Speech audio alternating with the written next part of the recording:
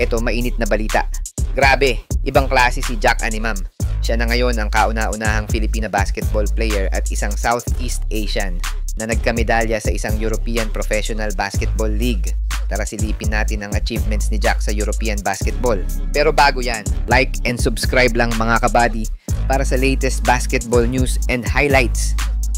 Ito, muli na namang pinatunayan ni Jack Animam na kaya ng mga babaeng atleta na mag-excel sa international stage, lalo na sa larangan ng basketball. Gumawa lang naman ng kasaysayan ng ating resident Gilas standout at sentro ng ating national team na si Jack Animam matapos niyang makuha ang kanyang kauna-unahang medalya sa isang basketball pro league sa Europe.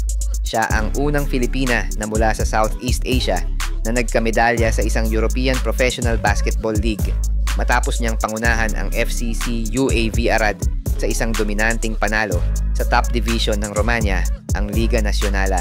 Sa matinding pagtatapos ng kanilang bronze medal series, dinomina ng FCC Arad ang Rapid Bucharest 80-54 sa do or die Game 3. At syempre, hindi nagpahuli si Jack. Nagpakitang gilas siya with 16 points at 13 rebounds. Ramdam ang impact niya sa opensa at depensa.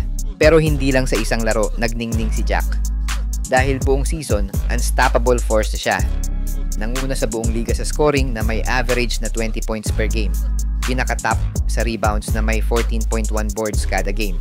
At number 1 sa field goal percentage na umabot sa napakataas na 66.2%. At hindi lang yon, dahil sa kanyang walang sawang hustle, pumasok din siya sa top list ng steals sa liga, averaging 3.1 steals per game.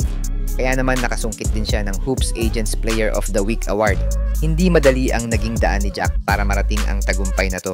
Mula sa pagiging resident center sa Gilas Pilipinas Women's Team, lumipad siya sa Serbia, France, China at Australia. At ngayon, bumalik siya sa Europe at determinado na patunayan hindi lang ang sarili kundi lahat ng Pinay basketball player na kayang nilang umangat hindi lang dito sa Asia. Pinatunayan niya na kakayanin ng mga Pilipino at Southeast Asians na makipagsabayan sa international stage pagdating sa larangan ng basketball. Kung dati parang suntok sa buwan ang mangarap para sa mga babaeng Pinay basketball player, ngayon, dahil kay Jack, alam nating posible.